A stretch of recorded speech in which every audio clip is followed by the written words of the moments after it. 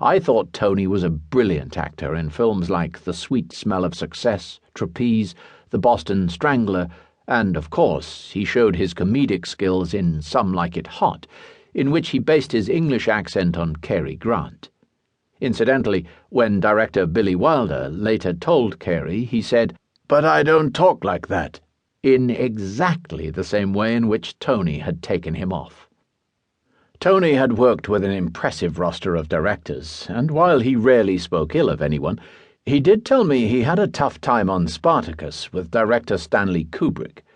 The whole cast had endured an agonizingly long shoot, and one day Tony turned to co-star Gene Simmons and asked, "Who do you have to fuck to get off this picture?" As part of the package of luring Tony to make a TV series, Lou Grade bought him a house in Chester Square in London's fashionable Belgravia for an astonishing £49,000, and it was Tony's to keep. A few years later he sold it for £250,000 and thought he'd made a pretty good deal, but a couple of years after that, when he returned to England and looked at buying a similar property, he discovered the asking price was nearer £2 million. Throughout the 15-month shoot, or at least most of it, Tony's wife Leslie was pregnant. She was already well endowed, but was now even more ample of bosom. Tony had always been what you'd call a boob man, and so he liked Leslie to wear low-cut dresses that exposed as much as possible. One evening I was at his house for a party, and as his wife walked into the room, Tony said to the assembled throng, "Look at my darling Leslie. Doesn't she have the most wonderful tits?"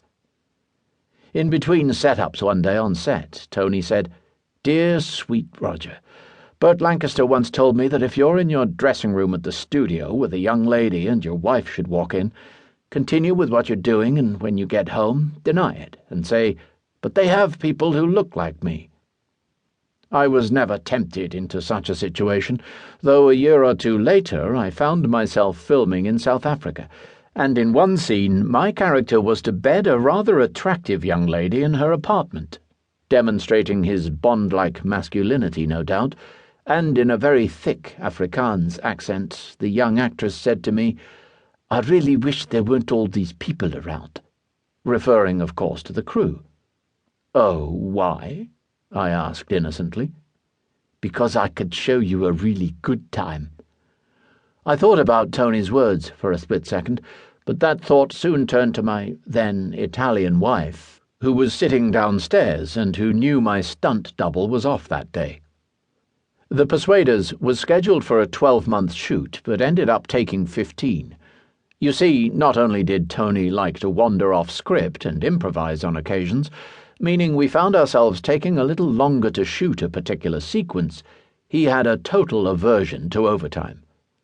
The British trade unions were all powerful at this time, and the ACTT, Association of Cinematograph, Television and Allied Technicians, had very strict rules about working hours, with the only exception being you could call the quarter, an extra 15 minutes, if the red shooting light was on at 5:30 p.m., and you needed to finish a certain scene. Tony got wise to this, and would never start a scene after 5:15 p.m. We also found it particularly difficult to persuade him to come in for looping. This is the process undertaken at the end of all movies to make sure the soundtrack is consistent in each scene or to add music. "But why do we need to do it?" Tony, a veteran of 20 years in movies, asked. "Tony, in the last setup in the gardens, there was a close-up of me talking, and then it cut to you, but an aeroplane was flying over at that point.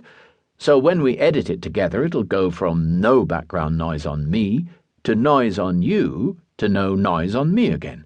We need to re-record your dialogue," I explained. "Audiences are sophisticated," he replied in all seriousness.